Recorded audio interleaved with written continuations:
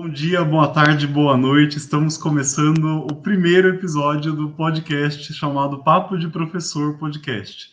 O nome original era Desinvisibilizando, para dar voz, dar visibilidade, tornar públicas as histórias, as trajetórias, as experiências de pessoas muito queridas nesse país e que estão em escolas públicas, ensinando, promovendo a transformação e emancipação dos sujeitos. Hoje a gente vai falar com uma dupla muito boa, muito conversadeira, e cheia dessas histórias marcantes, que a gente considera especiais, que nos ensinam, né? Essa dupla, a Daisy no Rio de Janeiro e a Marlúcia no Amazonas, vão nos ensinar hoje muita coisa, tanto sobre a trajetória que elas trilharam na EJA, ensinando matemática na EJA, mas também das suas próprias histórias, aquelas que nos ensinam, aquelas que vencem desafios diários, cotidianos, e que nos falam de batalhas que são de todos os educadores nesse país. A gente aposta sempre que os territórios aí específicos de cada uma delas têm muito em comum com o território de cada um de nós. Eu falo daqui de São Paulo, sou o professor Júlio Vale, leciono matemática na USP e pretendo aprender muito hoje com elas. Para a gente dar início logo a esse papo, eu começaria perguntando para a Daisy e depois para a Marlúcia na sequência, como elas se tornaram professoras na EJA, como elas chegaram na EJA, como passaram a ensinar matemática na EJA. Conta um pouquinho para a gente sobre a sua trajetória, Daisy, e aproveita para se apresentar. Bom dia, boa tarde, boa noite. Júlio, muito grata por esse convite maravilhoso de estar aqui com você, com a Marlúcia e com todo esse pessoal bom que vai nos ouvir para essa troca. Bom, como eu me tornei professora da EJA, um dia uma mãe no regular, né, entre aspas, no regular, não conseguia ajudar o filho, ajudá-lo na escola, e ela estava muito entristecida. Aí eu pensei assim, eu vou ter que caminhar do lado contrário. Eu preciso ir lá para os pais, para os avós, para os tios, para eles, então, conseguirem alcançar a minha gurizada do regular. Então, comecei a trilhar esse caminho dentro do município do Rio, enquanto concursada da cidade do Rio, porque ainda sob a classificação de supletivo, né, que até dói da gente ouvir essa palavra, eu já havia trabalhado com adultos, mas não na perspectiva de uma matemática mais de troca, uma matemática mais de construção de sentidos, que servisse para esse meu adulto. Então, na realidade, o primeiro momento foi esse, querer ajudar o adulto na educação do seu sobrinho, do seu filho, de alguém dentro de casa. Aí você, quando entra nesse mundo da EJA, aí vai mudando, a tua perspectiva é outra, e você vê que tudo é muito mais forte do que isso. Que especial, é uma história muito especial e nos conta já de uma trajetória que é diferente da Marlúcia, mas que deve ser a trajetória de muitas professoras, de muitos professores aí no país inteiro. E você, Marlúcia, conta pra gente, como você se tornou professora da EJA? Bem, eu fui trabalhar na área rural do município de Manaus. Manaus é muito grande. O Amazonas é muito grande, né? Ele tem dimensões assim inimagináveis. Então, aqui tudo é muito difícil. Ao ir trabalhar na zona rural do município de Manaus, eu me deparei com essa nova realidade, porque, gente, é muito diferente o ensino regular da EJA. E indo para a zona rural ainda se torna mais difícil. Eu fui para uma comunidade, a princípio, linda, linda. Né? A minha escola, Raimunda Brasil, só para você ter ideia, Júlio, quando eu abri a porta da minha casa, porque a gente vai morar, é muito longe, não dá para ir e voltar todo dia, não.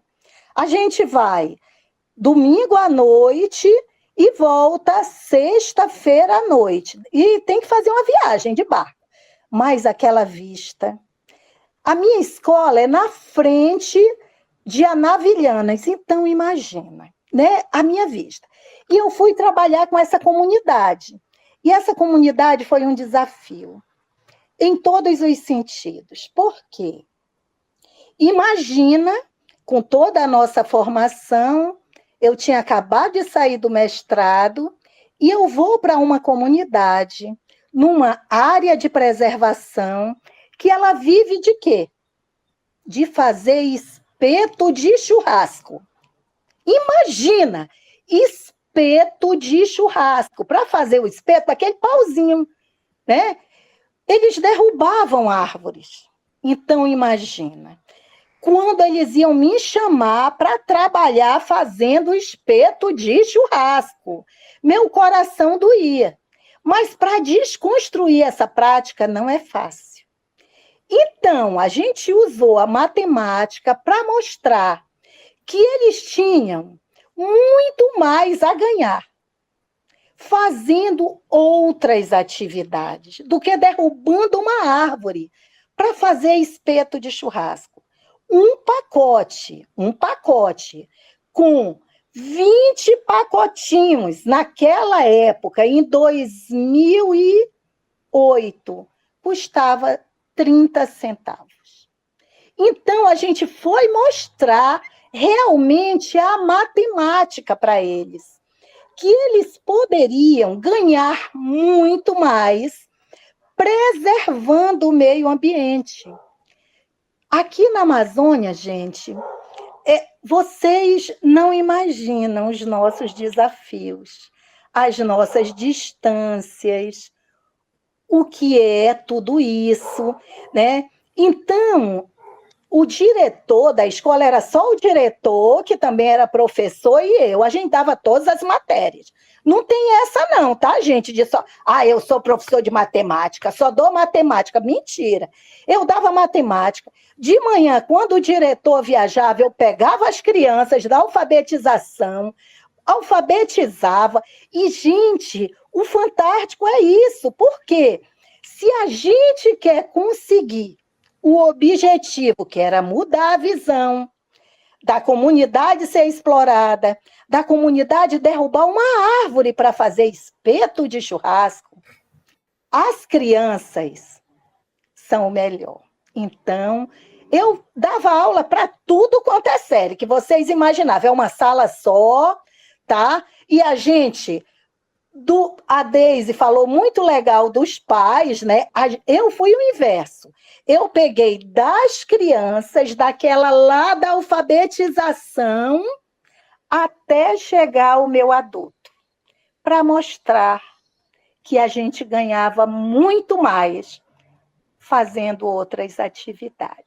Como, por exemplo, gente, já pensou o guia mirim, o guia turístico, numa área linda daquela, que vocês não imaginam o que é Navilhanas, né? Quando eu vejo, às vezes, o povo pagando uma fortuna para sobrevoar, eu digo, vixe, eu toda manhã abria minha janela e dava de cara com a Navilhanas. Mas, gente, se eu for contar tudo, a gente não para hoje. Maravilha, que bom ouvi-las. A Deise falou uma expressão que eu gostei muito e eu queria perguntar sobre ela, né? A Deise fala da matemática da troca, que me remete muito a uma ideia de matemática humanizada e que a Marlúcia também, né, se espraiou aí durante a fala dela. Fiquei pensando também na fala da Marlúcia, do quanto ouvi-las nesse momento. Para quem não conhece o Rio de Janeiro ou para quem não conhece a Amazônia, pode ser muito instigante e até provocativo no sentido de uma primeira viagem turística mesmo, né? De conhecer essas professoras incríveis,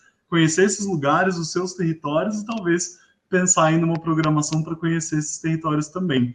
Deise, queria te perguntar, por que a matemática? Né? Qual foi aquela sua inclinação, o que te trouxe, né, a formação pela matemática? E que não é comum, né? Quando a gente ouve uma professora de matemática dizer da matemática da troca, ou a Marlúcia, por exemplo, falar sobre como a matemática pode ser um instrumento importante para essas pessoas, né, não serem exploradas e não explorarem, né, excessivamente os recursos da natureza, como a gente pode pensar, né, em inspirar outros professores que ensinam matemática a pensar dessa mesma forma? Conta um pouquinho para a gente, Deise, como foi a sua escolha, né? Por que a matemática?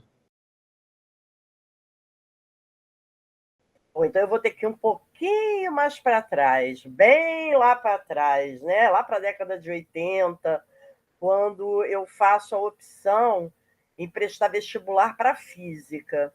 E o porquê dessa física?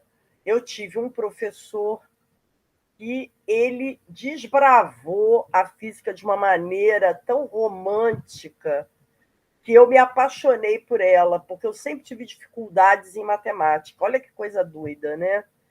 Então, ele começa a mostrar essa matemática caminhando junto com a física, dando um sentido à minha vida. E aí eu opto em fazer física ao invés do direito que eu pensava antes. Então, fiz a física, dei aula como professora de física, como professora de matemática, aqui na cidade do Rio de Janeiro eu tinha habilitação para as duas, não é? E dei continuidade ao meu trabalho até o momento que eu comecei a perceber que a beleza da física ela esbarrava na matemática. Então, eu passo a me voltar totalmente para as aulas de matemática. Isso no regular, antes de fazer concurso, cursos preparatórios, enfim, toda aquela coisa tecnicista que a gente conhece, né? E vou caminhando até chegar à escola pública. Quando faço concurso aqui na cidade do Rio de Janeiro, entro para o município, sendo professora de matemática, atendendo uma comunidade próximo à minha casa, que é o Jacarezinho. Então, eles têm uma enorme dificuldade, são dificuldades em relação à violência, são dificuldades em relação a questões sociais, econômicas, e eu vou me apaixonando por esse espaço, fico mais de 13 anos nesse espaço, até que resolvo começar a iniciar a minha vida na EJA enquanto professora de matemática, por conta do que a gente já papeou, né? Que eu vi que as crianças precisavam de pais e mães e tios que acreditassem em si mesmos para poder dar o exemplo dentro de casa, né? Porque eu só ouvia, não, matemática é muito difícil, tem que ser inteligente para estudar matemática, e eu não via nada daquilo. Falei, não, vamos lá, vamos mudar esse discurso. Vamos para o outro lado, vamos para o adulto, para que o adulto mude o discurso para a criança. Aí comecei a trabalhar com a EJA em matemática, também atendendo essa comunidade. Aí, depois de um ano, fui para um outro espaço, onde é um território muito, muito diverso, que eu passo a trabalhar no centro da cidade do Rio de Janeiro, onde nós atendíamos, em princípio, pessoas que trabalhavam no entorno, tanto no setor de serviços quanto no setor de comércio, e você começa a perceber as necessidades que esses adultos têm dentro da escola. Não é uma criança que você tem ali, é uma pessoa que carrega conhecimento, um produtor de conhecimento e potencial, todos os dias produzindo conhecimento. Então, você cria uma outra ideia, né? Aquela mudança de dentro para fora, aquela transformação que tanto Freire fala. A gente precisa, aquela questão técnica, ela vai se dissolvendo, tudo aquilo que eu trouxe de dentro da universidade vai se dissolvendo e eu passo a ouvir o meu estudante. Então, a pergunta principal é: o que é que você sente vontade de aprender nas aulas de matemática? Então, eu, enquanto especialista, né, somos formados para isso, eu vou trabalhando o como que eu vou trazer aquilo que ele quer aprender para dentro, entre aspas, do que a gente tem como conteúdos, digamos assim. Sem que eles percam, porque não é uma questão reducionista, é uma outra forma. É como você trabalha essa matemática para aquele sujeito que precisa de uma matemática diferente da que afastou ele da escola. Como você traz esse sujeito de volta? Como que você traz essa magia da matemática e ele, sendo esse ator que vai retornar à casa dessa outra maneira, fazendo essa troca com os filhos, com os netos, enfim. Se trata muito disso mesmo, né? Essa matemática que afasta eles da escola num primeiro momento não pode ser a matemática que vai reaproximá-los. E esse seu cuidado, essa sua sensibilidade nos ensinam muito, né? E aí agora eu queria ouvir a Marlúcia, que também tem uma trajetória de aproximação da matemática, mas que é egressa da EJA também, né? Então, eu queria ouvi-la nesse sentido, Marlúcia. Pois é, na verdade, eu sou o contrário da Deise. Não, eu não escolhi a matemática, foi a matemática que me escolheu. Por quê? Antes, quando a gente estava conversando, eu contei um pouquinho, né, da minha história. Por eu ser egressa da EJA, eu não sou muito teórica. E ao chegar no mestrado, no meu primeiro mestrado, eu desisti exatamente por isso, porque acabaram me dizendo que eu não era capaz, que aquele espaço não era para mim, que eu não era nem para ter chegado na universidade, né, pelo que eu recebi. Porque eu tinha que me recolher. Tanto é que no meu segundo mestrado, quando eu fui fazer a qualificação, e todas as minhas coleguinhas diziam: eu sempre quis ser professora, eu já ensinava minhas bonequinhas. E quando chegou a minha vez, eu disse: eu nunca pensei em ser professora, porque estava muito longe para mim. Eu sou do interior do Amazonas, com pais analfabetos. Meu pai era alcoólatra, então imagina a minha história de vida. Foi extremamente difícil. Então, eu não tinha sonhos. Com a minha realidade, nosso único sonho, gente, é sobreviver. A gente não pensa em futuro. É um dia de cada vez. E por eu não ter muitas expectativas em mim, eu acho que eu superei até o que eu pensava ser um dia. E por ter superado, ao chegar ser professora, eu comecei a olhar o meu aluno como eu queria ser vista. Eu fui trabalhar uma vez num projeto chamado Piraiauara, que era de formação de professores. E eu tinha um aluno, um participante, que todas as manhãs, ele era monovisão, ele só tinha um olho. Eu não sei como ele conseguiu ser professor, porque geralmente é muito preconceituoso, mas ele era um professor incrível. E ele iniciava a aula cantando um hino que dizia: eu te amo porque eu vejo Cristo em ti. E aí eu disse: meu Deus, essa é a sacação, que a Deise falou muito bem, essa matemática que exclui, esse conhecimento que fez eu desistir do mestrado, porque a minha orientadora me mostrou que aquilo não era para mim, que nem sabia como eu teria conseguido chegar num curso superior. E eu, idiota, naquele momento, me vi como derrotada e desisti. E anos depois eu volto com uma outra orientadora, uma pessoa incrível, a professora Ierecê Barbosa, que no dia da minha defesa, ela me disse: meu Deus, Marlúcia, como você foi brilhante. Não é só de você ter conseguido chegar com toda a dificuldade.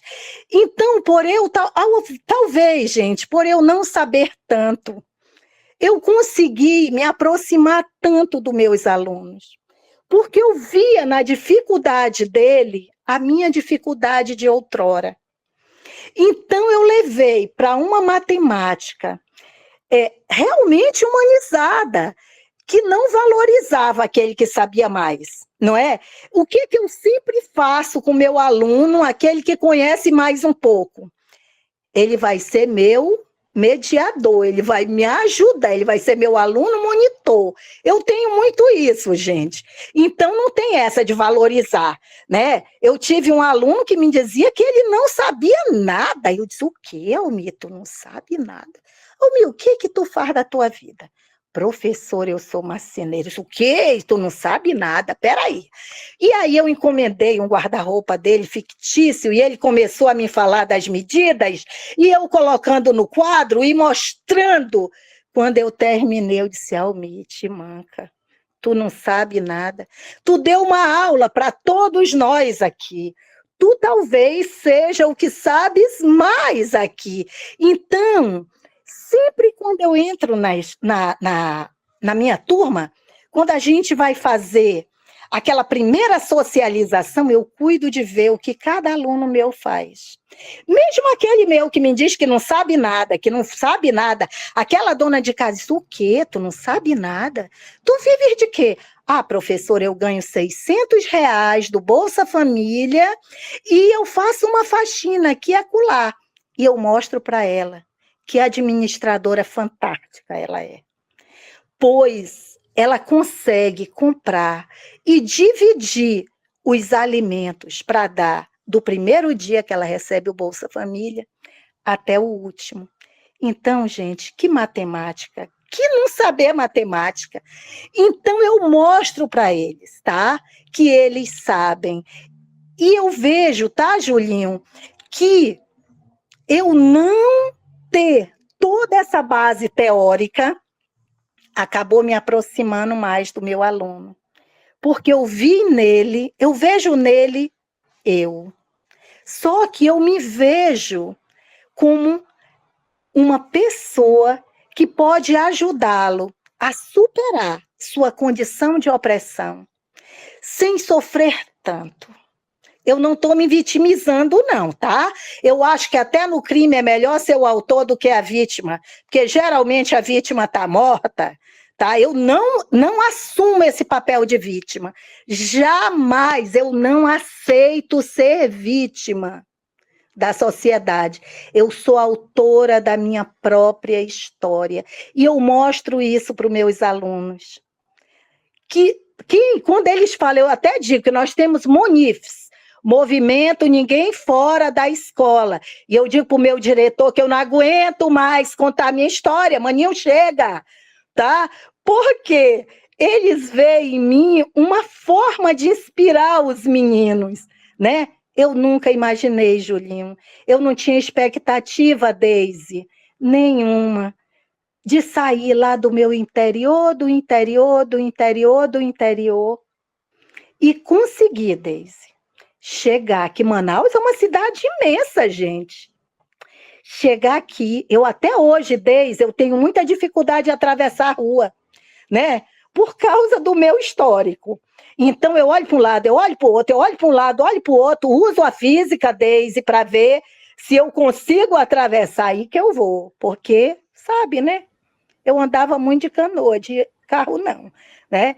Então, gente, desculpa, senão eu passo 2 dias aqui. Beijos. Ouvir a Marlúcia é maravilhoso. Ela traz, ela motiva, ela faz a gente pensar. Nossa, conforme você vai falando, eu não conheço o seu lugar, mas eu vou começando assim, como se eu estivesse lendo um livro e entrando e vendo as paisagens, acho que até sentindo o cheiro.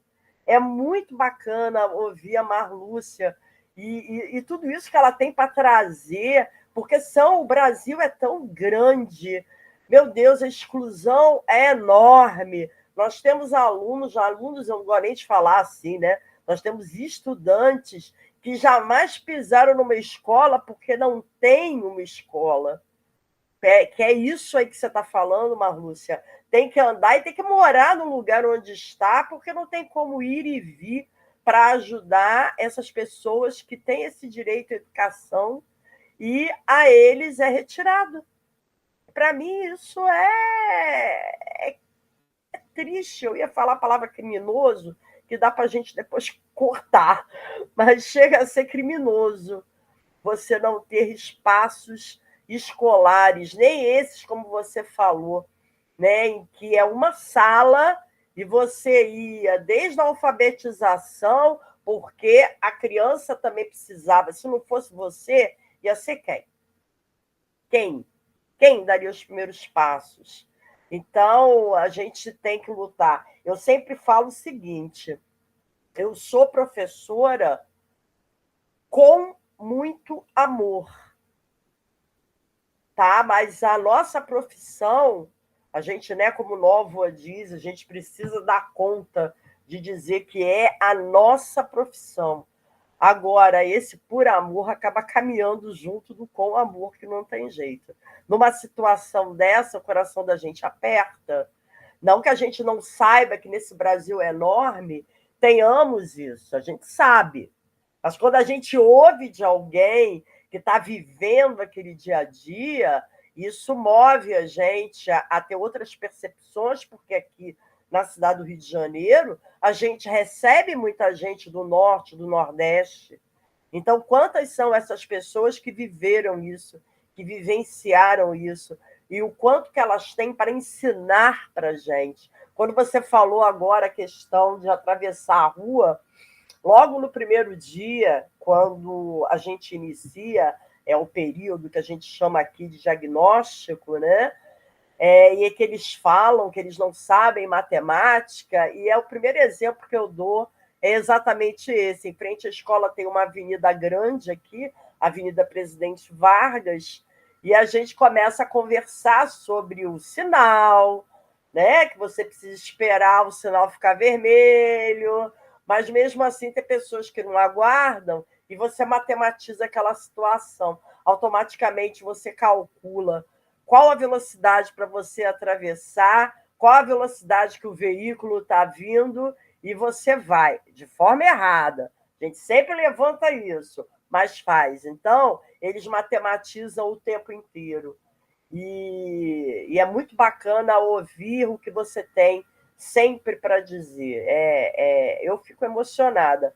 Eu estou aqui um pouquinho resfriada hoje, aqui na cidade do Rio de Janeiro. A gente tem Covid, tem dengue, tem os resfriados, enfim, as gripes, mas por isso que eu estou um pouquinho fanha. Peço até desculpas pela minha fala, mas emociona. Ouvir você falar emociona.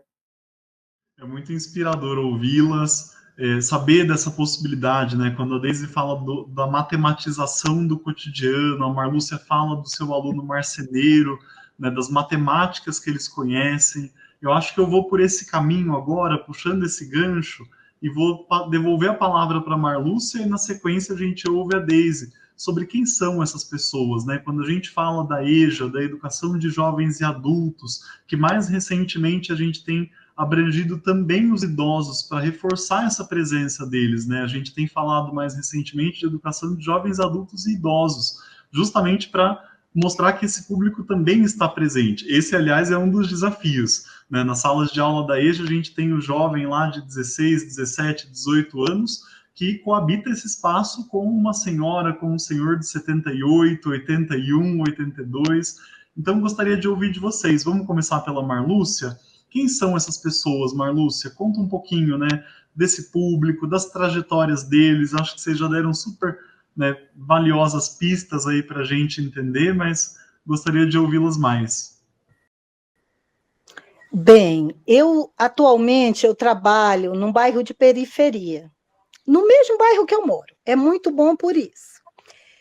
Mas quem são nossos alunos? Nossos alunos, na maioria absoluta, são trabalhadores da construção civil, são senhoras que querem aprender a ler, para ler a Bíblia, são empregados domésticos, são alunos que passaram por um processo de fracasso no ensino regular, esses alunos de 16, os mais jovens. Então, eles foram praticamente expulsos do ensino regular. Aquele aluno que ninguém quer. E nós recebemos esse aluno, é um desafio, viu? Trabalhar as senhoras, os senhores da construção civil, as idosas é mais fácil do que esse aluno que foi expulso. Ele foi marginalizado, ele era o aluno cão, era o aluno capeta, tudo que é de pejorativo, esse aluno passou. Ele é burro, ele comeu aqui para nós caroço de tucumã, caroço de pupunha, Aqui no Amazonas, a pessoa que não consegue aprender, a gente diz que comeu caroço de pupunha, comeu caroço de tucumã. Então, nós pegamos, né, esse aluno, primeiro é um desafio, porque ele vai se adequar. Eu sempre digo para eles, quando ele chega cantando de galo lá na sala, com todo o carinho, com toda a atenção, a gente mostra para eles que aqui é uma outra realidade, mas que não é bagunçado, não, tá? Acredite, gente, mesmo a gente chamando a atenção, os meus colegas lá do meu outro emprego, eles acham engraçado quando eles vão lá comigo. Eles me chamam de manhinha, né? Aquele aluno que passou por todo o processo pejorativo que vocês possam imaginar e chegou lá com a gente. Já me chamam de manhinha. Então, para mim, o mais difícil é esse aluno, porque ele veio de um processo de fracasso, ele vem com a autoestima embaixo da sola do pé. No meu, eu até trabalho isso, eu não lembro no momento o nome do autor, mas ele diz que muitas vezes o que o professor diz funciona como profecias. E eu digo para os meus alunos, quando eu pego esses meninos, Júlio, o que a gente já faz? Eu já pego uma coisa ao contrário. Eu mostro para eles, eu chamo já no segundo dia, eu converso, de individualizado mesmo, quando eu vejo que eles estão querendo tocar o terror. Eu chamo, e aí eu digo para eles, meu filho, nós vamos batalhar aqui, porque eu já vi que você é um menino muito esforçado. Apesar de você dar essa bagunçadinha, mas olhe, toda a tarefa que a professora faz, olhe seu caderno, que coisa linda, meu filho. Chega, eu estou orgulhosa de você, mas deixa a professora falar. Não é só na minha aula, você tem que ir bem em todas. Deixa a professora dizer por quê. Aqui no IFAM, nós temos, o IFAM é o nosso Instituto Federal. Nós temos, meu filho, um curso só para os egressos da EJA. E olhe, você é um futuro candidato. Eu já estou lhe vendo lá. Não tem problema, você, professora, mas eu não sei. Não, você não tem que se preocupar com isso, não. Nós fizemos um projeto, Júlio, na minha escola. Professora Júlia, professora Lidiane, a nossa secretária, que é fantástica, Isabel, a Poliana. Então, o que a gente faz, Julinho? Tudo que a gente vê, assim, de estágio, nós mesmos escrevemos eles. Porque é uma motivação. Sabe, aqueles meninos, eles estão muitas vezes perdidos. Eles aprenderam nesse período todo de exclusão que eles são uns cão, que eles são burros, que eles não aprendem. E quando você muda o enfoque de parar de apontar os defeitos, não é? E trabalhar nas qualidades, o nosso aluno muda. É interessante que muitas vezes, Júlio, nós estamos recebendo pais que estão com os meninos no ensino regular de 14 anos, perguntando se não dá para eles virem para a noite. E aí eu digo para eles que, infelizmente, não. Por esse olhar diferenciado, tá, Júlio? Nós vimos como que nós podemos fazer para elevar a autoestima desse menino. Ele vem com a autoestima muito baixa. Então, a bagunça, o enfrentar do professor é, muitas vezes, uma forma que ele encontrou de se defender.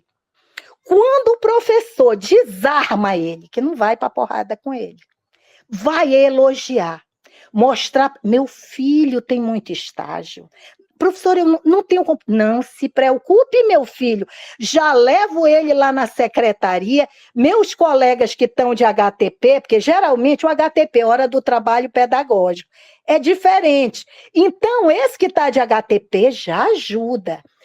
Vocês sabem que ser professor da EJA é diferenciado. Vamos lembrar de Macarenco. Eu nunca esqueço de Macarenco, quando ele diz que ser professor é uma questão de personalidade.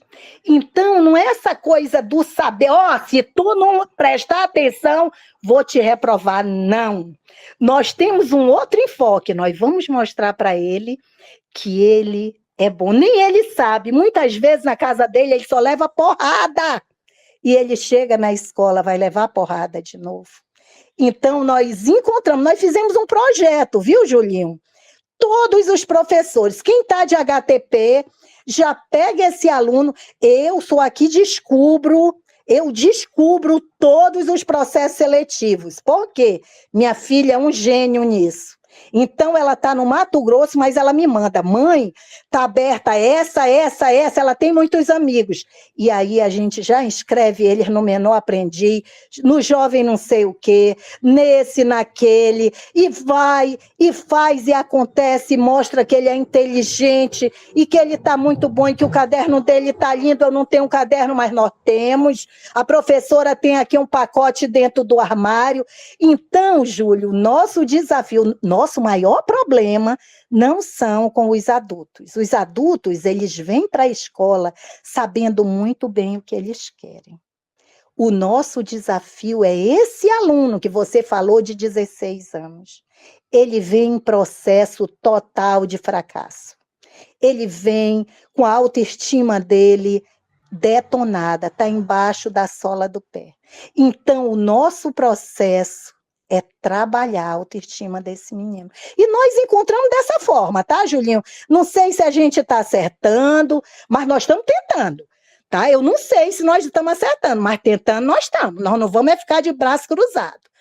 Isso mesmo, Marlúcia. É reforçar mesmo para que a autoestima desse jovem não seja ainda mais detonada, como você usou essa expressão, né? E a escola não seja de novo esse espaço, né, de favorecer. O próprio Paulo Freire dizia que as pessoas não deviam usar a palavra evasão escolar, quando na verdade muitas das nossas crianças e dos nossos jovens são de fato expulsos da escola, né, quando não são asseguradas as condições. A Deise falou muito bem disso também, quando ela disse esse direito está sendo tirado, né, e eu concordo com ela que a expressão que a gente pode usar mesmo é criminosa, né, quando a gente pensa nessa perspectiva do direito à educação que está sendo violado, né, as condições de acesso e permanência que não estão sendo garantidas, né. E aí queria te ouvir, Deise, no Rio de Janeiro, como é seu público? A gente sabe que tem várias coisas que são muito comuns, né, as salas de aula da EJA. Queria te ouvir também, né, para a gente completar esse quadro aí que a Marlúcia começou a desenhar.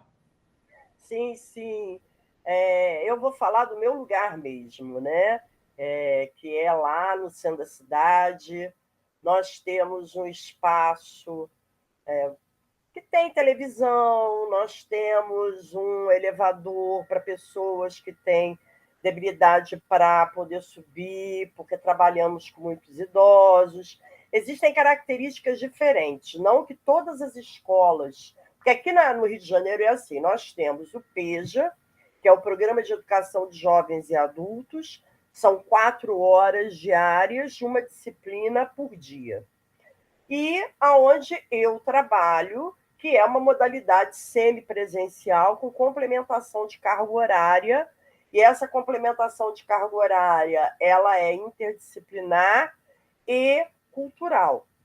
Então, eles são levados a perceber que todos esses espaços culturais também pertencem a eles, que eles têm, sim, lugar nesse mundo do museu, nesse mundo do teatro, nesse mundo do cinema, porque muitos verbalizam que eu não sabia que eu poderia ir. Então, é algo que a gente também precisa lutar contra. Aonde eu trabalho, que é um local semipresencial e é à noite, porque nós trabalhamos de manhã, das 7h30 até as 10 horas. Na parte da manhã, nós temos um número que não é maioria, mas nós temos um número maior de jovens. E à noite nós temos um número muito grande de pessoas acima de 30 anos, chegando a mais de 64. Então, só assim a gente já percebe que é algo muito pontual. Falar de onde eu trabalho à noite são questões muito direcionadas. Então, por exemplo, a nossa maioria são mulheres cis.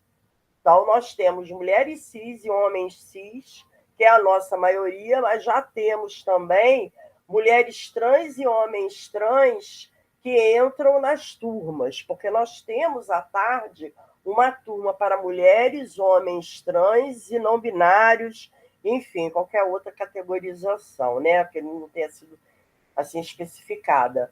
E porque elas se sentem, eles se sentem mais à vontade para estudar.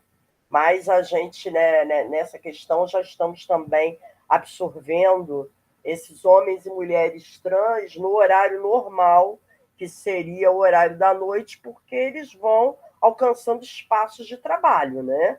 Então, eles precisam disso. Da faixa etária lá, né, a idade é de 30 para cima, mas a gente tem muita gente de 51 a 64 anos, muita gente. E esses estudantes, né, na grande maioria das vezes, o retorno deles é por conta do trabalho.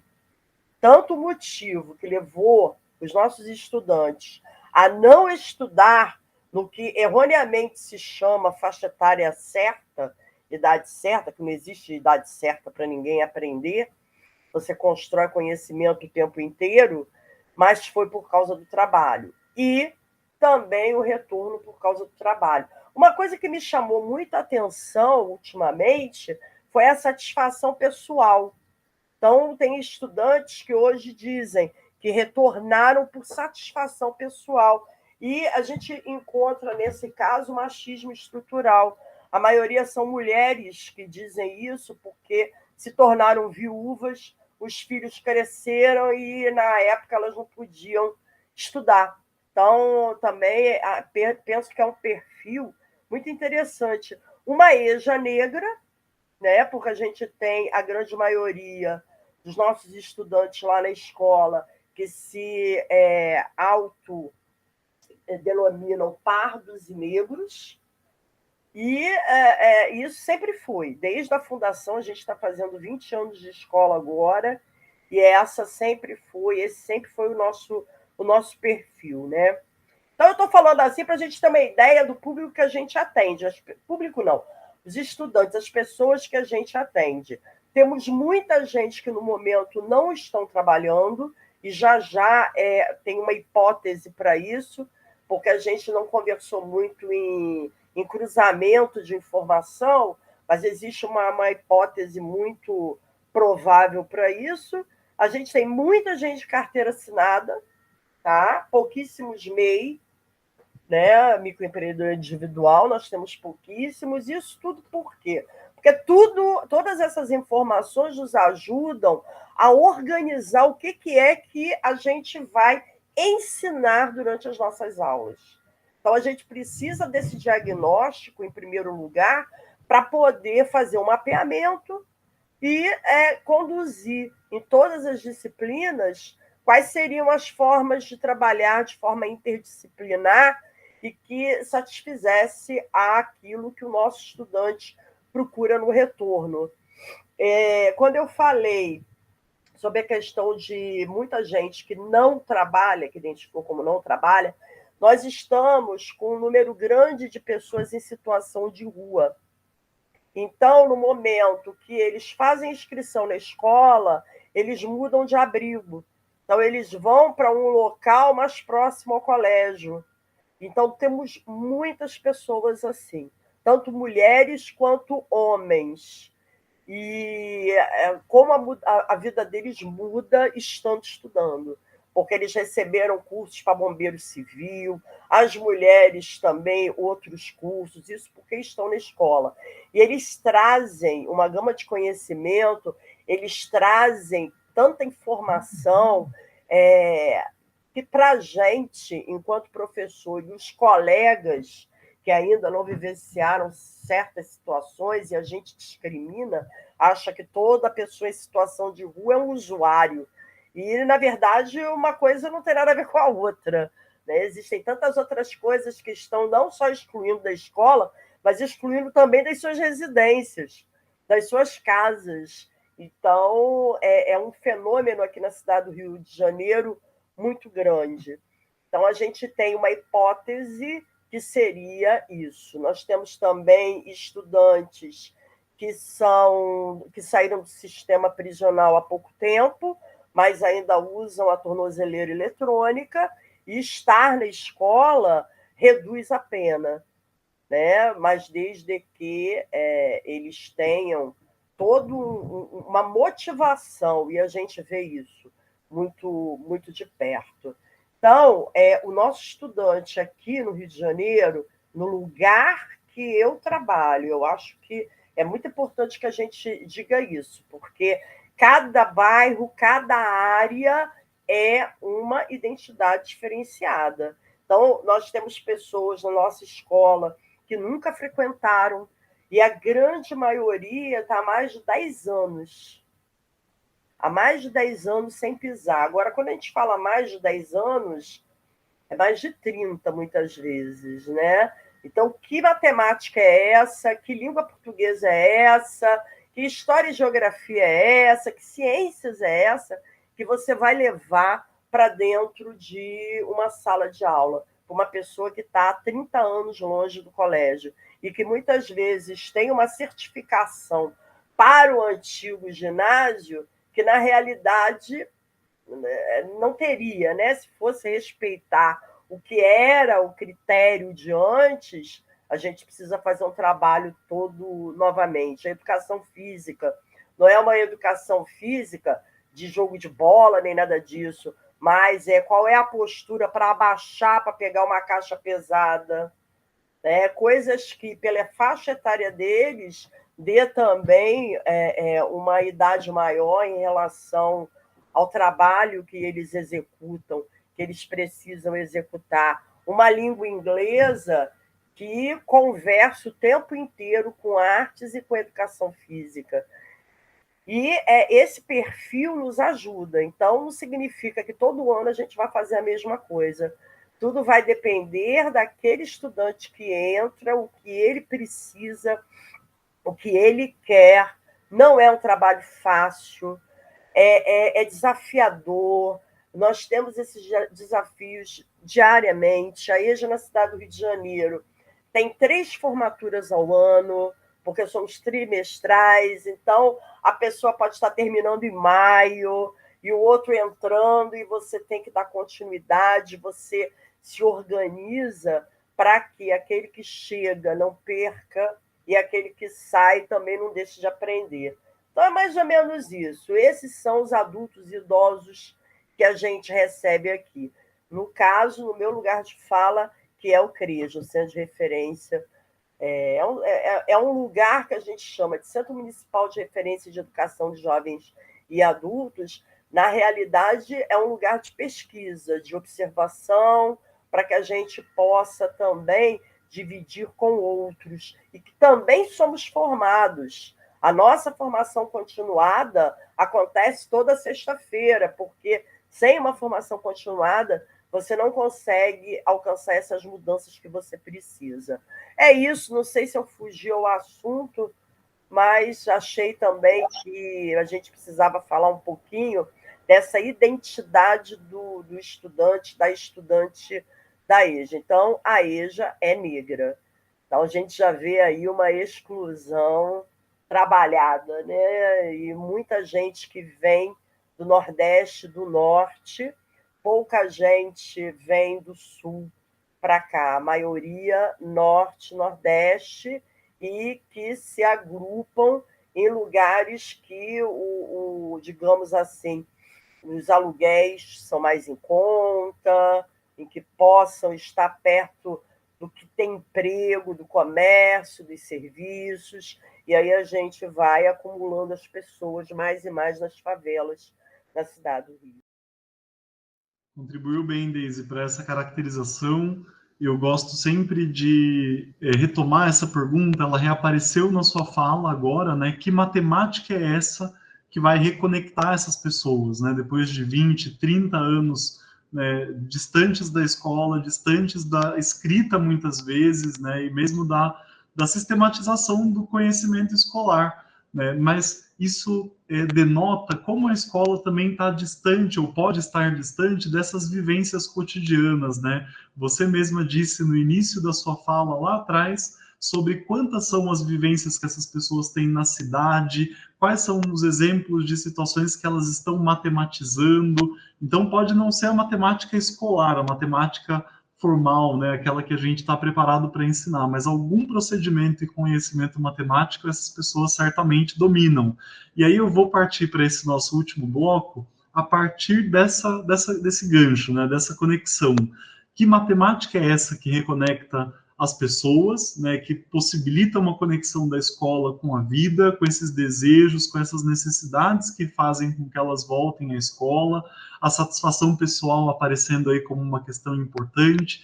E eu queria ouvir de vocês, eu vou começar pela Marlúcia e na sequência eu ouço a Daisy, sobre uma experiência de vocês, algo que vocês tenham vivido em sala de aula e que vocês considerem que nos ensina lições importantes. Né? Ao longo dessa nossa conversa maravilhosa, vocês puderam trazer várias situações que eu acho que serviriam muito bem de exemplo para essa pergunta em específico, e eu vou usá-la como pretexto para ouvir mais uma, né? Mais uma situação, mais uma experiência de vocês, às vezes com a própria matemática, e que quando a gente ouve pode nos ensinar, pode nos inspirar, né? Pode nos emocionar, né? Como a Daisy disse em relação às falas da Marlúcia. Acho que tudo isso cabe nesse momento, né, de resgate em que a gente entra no nosso bloco final, né, das perguntas e respostas com essa dupla tão inspiradora, tão especial. Marlúcia, contigo. Bem, eu procuro sempre, eu só trabalho matemática aplicada. Como? Eu mostro para eles, por exemplo, eu jogo um problema, eu estou trabalhando fração, por exemplo. E aí eu já estava pensando que amanhã, que segunda-feira, eu já posso mostrar para eles que nós já vivemos 1/4 do ano de 2024, né? Eu desenho os 12 meses, pinto os 3 e mostro que eu represento matematicamente isso por 1/4. Quando eu caminho, né, eu sempre trabalho matemática aplicada para ficar mais fácil. Eu jogo o problema no quadro e aí eles me dizem que não conseguem, de jeito nenhum, de jeito nenhum. E aí eu mostro para eles a distância que eu percorro todo dia, daqui até a escola, quantos minutos eu levo, qual a aceleração. Aí eu já entro, viu, Daisy, um pouco em física, né? Que aceleração eu levo? Por exemplo, quando eu trabalhava no outro bairro aqui, que eu só ando a pé, eu já te disse, né? O que eu fazia? Para o meu percurso não ficar tão enfadonho, eu dividia. E eu mostro isso para eles, né? Tanto é que eu trabalho muito, Júlio. Eu até ganhei um trabalho, uma medalha aqui na nossa Olimpíada de Matemática, e todo mundo ficou com ódio de mim, porque não acreditou por que eu tinha ganho. Porque eles não entenderam que o pessoal, o critério era matemática aplicada. E eu cheguei, as escolas tinham enfeitado, todo mundo com camisa, o diabo a quatro, e as minhas crianças com a blusinha da escola, as lembrancinhas e 4 contas de água em cima da mesa. E as meninas deram um show, mostraram, não é, o que era metro cúbico, a partir de quantos metros nós pagávamos mais, que a gente tinha que manter até aquele tanto de metro cúbico para ganhar o desconto. Então, o diretor da escola, que mais invertiu, chegou comigo e disse: como, professora? Eu disse: simples. Vocês não leram a proposta do trabalho. Só estavam querendo matemática aplicada. E olha o que vocês fizeram. Vocês trabalharam a matemática no mais abstrato possível. Tá linda a decoração da mesa. As camisas de vocês estão um espetáculo, mas vocês não fizeram o que foi pedido. Enquanto os meus arrasaram. E aí, até hoje, Júlio, essas minhas alunas já terminaram o ensino médio, né? E elas estão indo agora lá com a gente, porque aqui tem o Bolsa Universidade. Então, olha só, nossa escola só é do 1º ao 9º. Mas, quando eles terminam o ensino médio, porque nós somos municipais, aqui é muito divididinho. Nós, municipais, só somos até o 9º ano. Mas quando eles terminam, quando estão terminando, vão lá com a gente, para a gente inscrevê-los no Bolsa Universidade. Vão lá comigo, professora, qual foi aquele curso que a senhora disse, professora, que eu ia ser? Eu disse que tu ia ser assistente social. E eu, professora, pedagoga. E eu, matemático. E eu, professora, você vai para o IFAM, engenharia elétrica. Você é um gênio. Então, a minha prática e a minha escola. Gente, eu trabalho numa escola que, nossa, minha escola é surreal.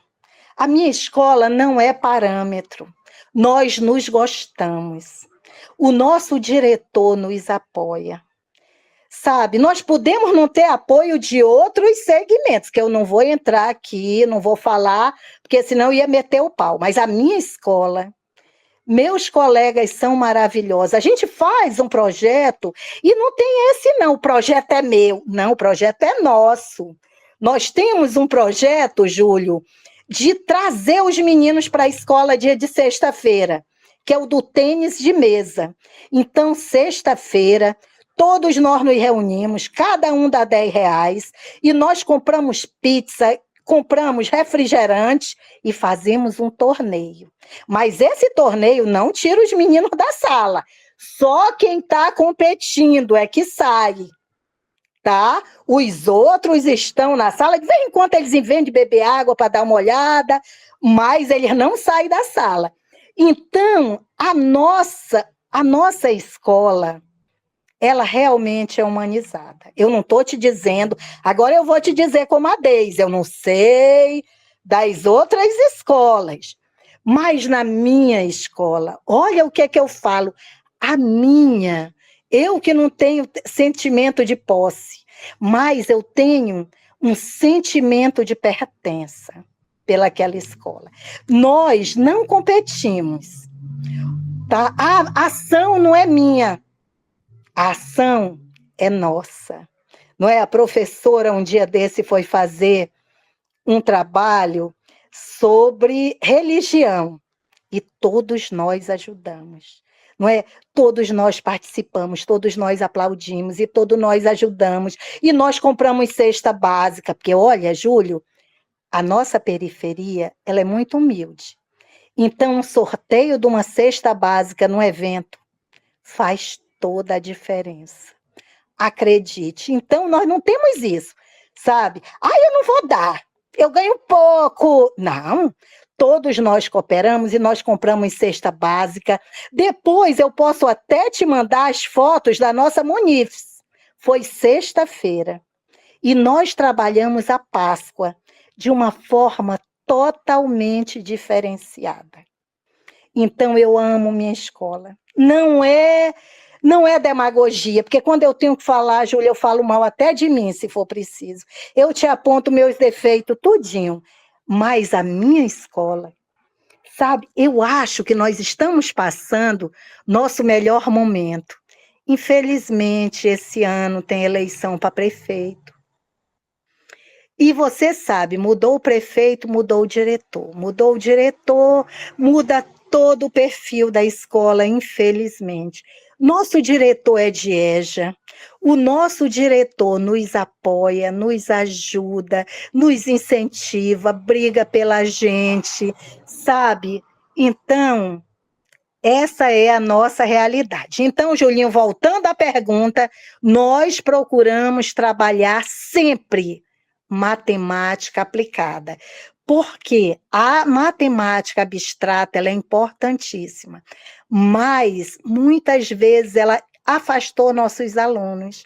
Então, nesse momento, nós mostramos para ele o porquê de aprender aquilo. Maravilha, Marlúcia, muito bom te ouvir, saber dessas experiências. Acho que a gente está cumprindo o nosso propósito de desinvisibilizar, né? Tornar públicas essas trajetórias, essas experiências, saber da diferença que faz uma equipe integrada em torno de um projeto que é coletivo, que é compartilhado, né? E você, Deise? Bom, em primeiro lugar, né, falando aí que a questão que a Marlúcia colocou é exemplo.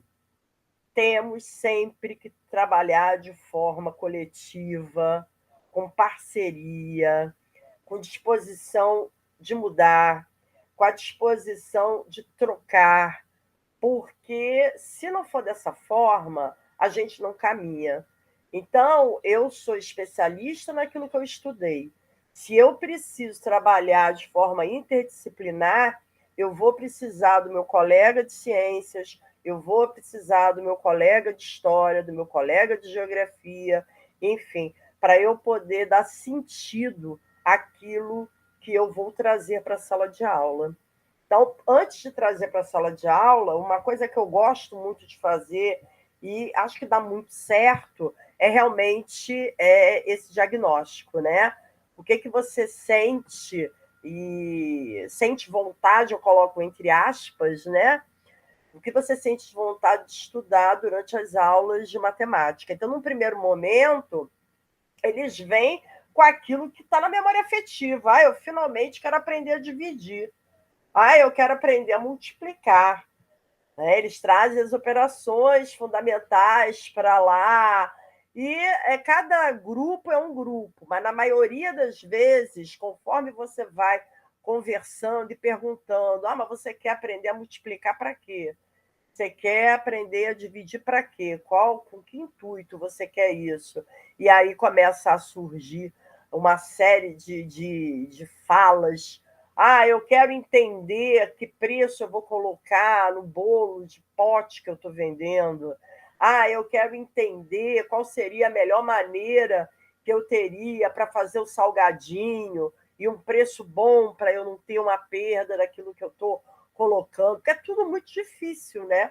Para você, eles precisam entender o que é comprar no atacado, comprar no varejo, porque apesar de terem essa vivência, muitas vezes eles não conseguem fechar esse raciocínio de que no atacado seria melhor, mas se eu não tenho tanta encomenda assim, também no atacado não me adianta nada. Enfim, coisas que você vai matematizando que parece um bate-papo de mesa de bar, mas não é. Ali você está desenvolvendo todo um raciocínio dentro dessa prática que muito bem falou Marlúcia. Então, o que ele quer aprender é isso. Ele quer, enquanto adulto, se a gente fosse espelhar na questão da faixa etária acima de 30 anos, ele quer aprender aquilo que ele não aprendeu na escola, mas ele quer aprender algo que dê sentido à vida dele, enquanto adulto. Ele quer aprender a fazer as contas do contra-cheque para saber se está tudo ok.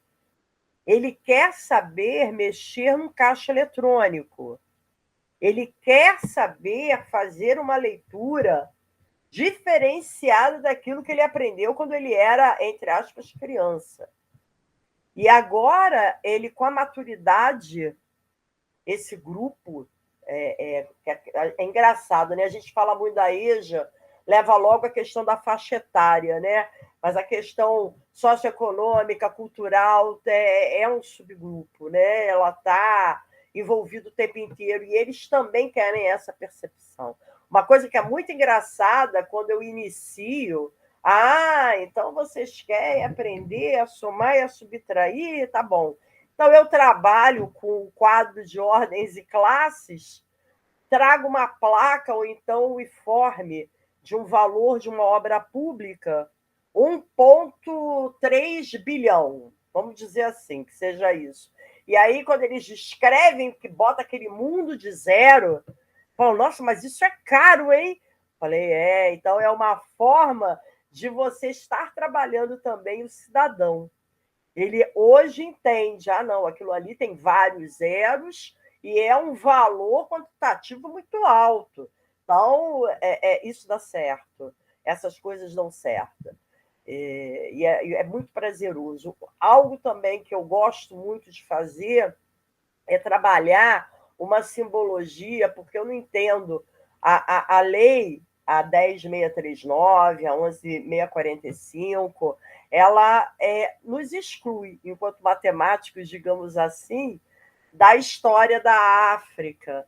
Então, trabalhar as adíncaras, que são símbolos de humanidade, de caráter, de ética, e que eles não imaginam por conta exatamente do que é invisibilizado do continente africano, é importante. E você transformar isso em algo matematicamente aplicável, por exemplo, como eu faço, que é a localização de pontos no plano cartesiano, dando origem a uma imagem, a partir dessa imagem, toda uma discussão dos sentidos daqueles ideogramas, também dá muito certo. Então, eu acho que, em primeiro lugar, é saber o que ele quer, o que ele sente vontade. Eu não tenho mais na sala de aula uma criança de 11, 12 anos. Eu tenho homens e mulheres com 30 anos ou mais. Quando tenho jovens, eu tenho jovens de vida adulta, que são pais, que são mães, que precisaram viver a vida e ganhar a vida como um adulto. Então, essa matemática necessária para ele é aquela que faz com que ele consiga entender o lugar dentro das cidades. Enquanto cidadão, qual é o papel dele? Acima de tudo isso, vejo dessa forma, né? E as coisas vão dando certo. É claro que não é nada engessado. A cada turma, a cada trimestre é algo novo, e a gente vai ajustando, a gente vai conversando. Se uma turma é de pessoas mais idosas, os desejos são diferentes de quando uma turma tem um número maior de pessoas jovens. Então, mas é a condução, que a gente, enquanto profissional da educação, em especial profissional da matemática, temos que saber lidar e não deixar que eles fiquem sem, não é mínimo não, porque não, como diz muito Marlúcia, eles não têm que saber o mínimo, eles têm que saber o que eles querem. E a gente, enquanto profissional, sim, levá-los a ter mais do que aquilo que eles querem simplesmente. Especial, foi muito, muito especial ouvi-las. Eu sabia desde o início, desde quando fiz o convite, que seria um programa muito especial, que essa conversa nos renderia muitos sentidos e significados inspiradores para professoras e professores que ensinam matemática, não só na EJA, mas sobretudo na EJA em todo o Brasil. Então, gostaria de agradecê-las muito, né, pela atenção, pela disposição, por estar aqui, né, fazendo a gravação desse programa comigo. E fica registrado, então, né, o Papo de Professor Podcast. Finalizamos aí um primeiro programa inspirador com duas professoras fantásticas, a quem eu agradeço muito. Desejo muito sucesso nas trajetórias, espero que em breve nós tenhamos aí uma sequência de outros programas que sejam tão inspiradores quanto esse primeiro. Um grande beijo para quem nos escuta, né, um abraço apertado, fiquem bem e até a próxima.